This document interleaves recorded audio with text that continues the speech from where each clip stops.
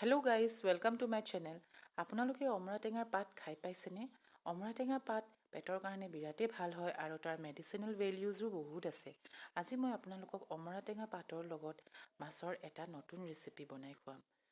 আৰু ৰেচিপিটোৰ কাৰণে লাগিব আমাক কুমলীয়া অমৰা টেঙাৰ পাত কেইটামান, নহৰু, মাছ, কেঁচা হালধি আৰু কেঁচা জলকীয়া। প্ৰথমতে আমি কেঁচা হালধি, জলকীয়া আৰু নহৰুখিনি পিচি ল'ম।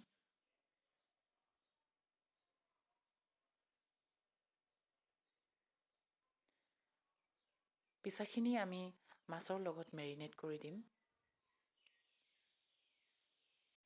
পাতত দিবলৈ মই ইয়াত ব্যৱহাৰ কৰিছোঁ কলপাত আৰু তৰাপাত। আপোনালোকে যদি মোৰ আগৰ ভিডিঅ'ছবিলাক চাইছে, মই আগতো পাতত দিয়া ৰেচিপি দেখুৱাইছোঁ, আৰু যদি চোৱা নাই আপোনালোকে চাব পাৰিব। ৰেচিপিছখিনি প্ৰায়ে একেই।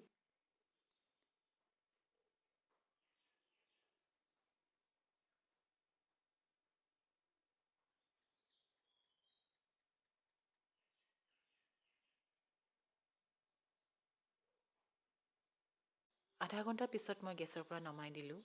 ইয়াত মই আপোনালোকক দেখুৱাম এতিয়া সিজিছেনে নাই।